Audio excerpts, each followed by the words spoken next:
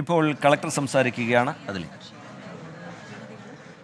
ആയാണ് ചർച്ച നടത്തിയത്. ബഹുമാനപ്പെട്ട മാനന്തവാടി MLA-യും സുൽത്താൻ ബത്തേരി MLA-യും ചർച്ചയിലുണ്ടായിരുന്നു. അപ്പോൾ അവരുടേതായ ചില ആവശ്യങ്ങൾ മുമ്പോട്ട് വെച്ചിട്ടുണ്ട്. ആ ആവശ്യങ്ങൾ സംബന്ധിച്ച് ബഹുമാനപ്പെട്ട വനംവകുപ്പ് മന്ത്രിയുമായും ചീഫ് സെക്രട്ടറിയുമായും ഫോണിൽ അതിന് പ്രകാരം ബഹുമാനപ്പെട്ട MLA-മാർ കൂടി സംസാരിച്ചതിൻ്റെ പ്രകാരമാണ് തീരുമാനങ്ങളായിട്ടുള്ളത്. മരണപ്പെട്ടു പോയ വ്യക്തിയുടെ കുടുംബാംഗങ്ങൾക്ക് നഷ്ടപരിഹാരമായിട്ട് 10 ലക്ഷം രൂപ അത് തിങ്കളാഴ്ച തന്നെ കൊടുക്കാൻ വേണ്ടി തീരുമാനിച്ചിട്ടുണ്ട്. അതുപോലെ തന്നെ അദ്ദേഹത്തിൻ്റെ ഭാര്യയ്ക്ക് ജോലി നൽകണമെന്നുള്ളതായിരുന്നു ഒരാവശ്യം. അപ്പോൾ അത് ഗവൺമെൻറ്റിൽ സംസാരിച്ചിട്ടുണ്ട്. സ്ഥിര ജോലി ലഭിക്കുന്നതിന് വേണ്ടി ശുപാർശ ജില്ലാതലത്തിൽ നിന്ന് ഉടനെ തന്നെ ഗവൺമെൻറ്റിലേക്ക് അയക്കും. അതോടൊപ്പം അദ്ദേഹത്തിൻ്റെ 2 മക്കളുണ്ട്. അപ്പോൾ അവരുടെ വിദ്യാഭ്യാസ ചെലവ് കൂടി സർക്കാർ ഏറ്റെടുക്കണം എന്നൊരാവശ്യമുണ്ടായിരുന്നു. ഇക്കാര്യവും ബഹുമാനപ്പെട്ട മന്ത്രിയുമായി സംസാരിച്ചിട്ടുണ്ട്. അപ്പോൾ അതിൽ അനുകൂല തീരുമാനം എടുക്കാമെന്ന് അറിയിച്ചിട്ടുണ്ട്. അതോടൊപ്പം അവരുടെ കടബാധ്യതകൾ ഉണ്ടെങ്കിൽ എഴുതിത്തള്ളുന്നതിനും 10 ലക്ഷം കൂടാതെ 40 ലക്ഷം രൂപ കൂടി അനുവദിക്കണം എന്നൊരാവശ്യം ചർച്ചയിൽ എല്ലാവരും ഉന്നയിച്ചു. അപ്പോൾ അത് സർക്കാർ തലത്തിൽ തീരുമാനമെടുക്കേണ്ട വിഷയമാണ്. അപ്പോൾ അതിൽ അനുകൂലമായ ഒരു റിപ്പോർട്ട് ഗവൺമെൻറ്റിലേക്ക് കൊടുക്കാമെന്ന് അറിയിച്ചിട്ടുണ്ട്. കളക്ടർ ഒരു കാര്യം, ഇതിലിപ്പോൾ ഈ ഹാസനിൽ നിന്ന് പിടികൂടിയ കർണാടകയുടെ ആന റേഡിയോ കോളർ ഘടിപ്പിച്ച് ഇവിടെ വരുമ്പോൾ നമ്മുടെ ഫോറസ്റ്റ് ബോർഡറിൽ കൊണ്ടുപോയി വിടുന്ന ആ ഒരു കാര്യത്തെക്കുറിച്ചാണ് ഇപ്പോൾ തുടർച്ചയായിട്ട് 2ാമത്തെ കേസാണ്. അപ്പോൾ കർണാടകയായിട്ടൊരു കമ്മ്യൂണിക്കേഷൻ ഉണ്ട്. എന്താണ് ശരിക്കും സംഭവിക്കുന്നത്? നമ്മളെക്കാര്യം അറിയിച്ചിരുന്നു.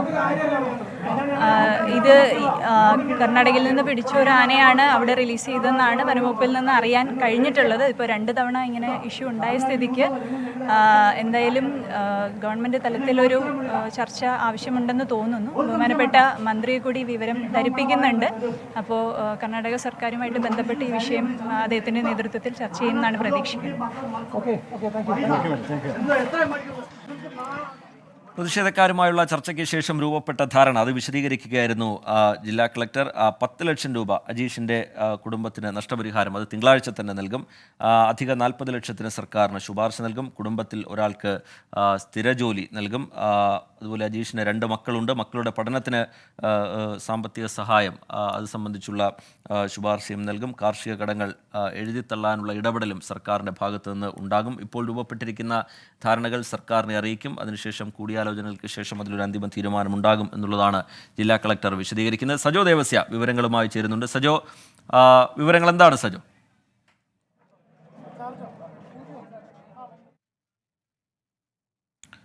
സജോയിലേക്ക് അല്പസമയത്തിനകം തന്നെ എത്താം. ഏറെ നേരമായുള്ള പ്രതിഷേധത്തിന് അയവ് വരുന്നു. ഇപ്പോഴൊരു പ്രാഥമികമായ ധാരണ രൂപപ്പെട്ടിരിക്കുന്നു. 10 ലക്ഷം രൂപ മരിച്ച അജീഷിൻ്റെ കുടുംബത്തിന് ഉടൻ തന്നെ നൽകും. അത് തിങ്കളാഴ്ച തന്നെ നൽകും. 50 ലക്ഷം രൂപ നഷ്ടപരിഹാരം നൽകണം എന്നുള്ളതായിരുന്നു അജീഷിൻ്റെ കുടുംബത്തിൻ്റെ ആവശ്യം. അധിക 40 ലക്ഷത്തിന് സർക്കാരിന് ശുപാർശ നൽകാനുള്ള തീരുമാനം ഉണ്ടായിരിക്കുന്നു. കുടുംബത്തിലൊരാൾക്ക് സ്ഥിരജോലി നൽകണം എന്നുള്ള ആവശ്യവും പ്രതിഷേധക്കാർ മുന്നോട്ട് വച്ചിരുന്നു. അതും പരിഗണിക്കും. അതിൻ്റെ ഭാഗമായുള്ള ശുപാർശയും സർക്കാരിന് കൈമാറും.